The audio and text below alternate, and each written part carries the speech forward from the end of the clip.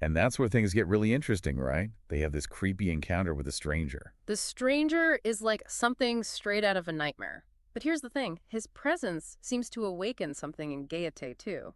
It's like he's face to face with a part of himself he'd rather forget. And that, my friend, is just the tip of the iceberg. That stranger really is something else, isn't he? Just pops up out of nowhere. Right, like something out of a horror movie. But going back to those Baxter sisters for a second, we were talking about those hidden depths. It feels like there's so much more to their story, especially Jody. Oh, absolutely. Nazareth drops these little hints about her past, her relationship with Gimenez, like when he mentions her being possessive and jealous. It just makes you wonder what happened between them. Yeah, it's like we're only seeing the tip of the iceberg with her. Exactly. And the way Gimenez reacts to her, it's almost like he's both drawn to her and afraid of her at the same time. And then you've got Summer, who is even more intriguing because she's so reserved. Yeah. But you can tell she's watching everything, taking it all in. She's like a spider in her web, just waiting for the right moment to pounce. Ooh, good analogy.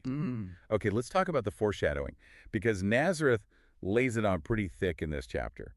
Oh, yeah, he does. Right from the beginning, with that description of Green Bear on Halloween night, the eerie silence, the way those leaves whispered secrets, it's all so ominous. It's like the town itself knows something bad is about to happen. And then there are those moments where Gite talks about his past, the things he's done. It's like he's trying to convince himself that he's changed, but deep down, he's still wrestling with those demons. And the closer he gets to the Baxter sisters, the more those demons seem to surface. It's like they're a trigger for him, bringing all those suppressed urges and desires bubbling back up to the surface. Definitely adds another layer of complexity to their dynamic. Okay, we have to talk about that scene in the woods with the dance. What was that all about? It was so strange. Right. I mean, talk about a bizarre turn of events. I think it's open to interpretation, but for me, it represents Gite's internal struggle. Like a battle between who he is and who he wants to be. Exactly. The fire, the dance, it's all so primal and chaotic. And the fact that it's happening in the middle of the woods, surrounded by darkness, it just amplifies that sense of losing control. Bam, this figure pops up out of nowhere. Now this is where you see how good the author is at suspense. Yeah. You want a description of this guy? Nope, not happening. Right.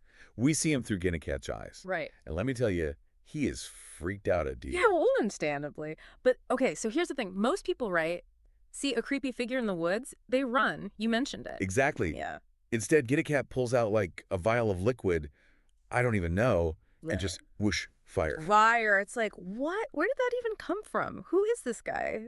Right. Total transformation.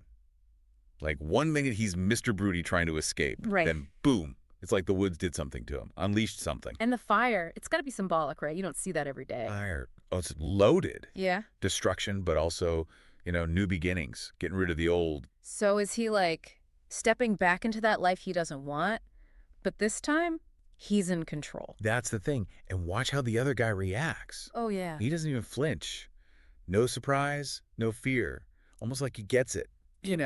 Recognizes something, educate. Okay, so then we get to the dance. I mean, what even was that? So intense, I felt like I needed to catch my breath.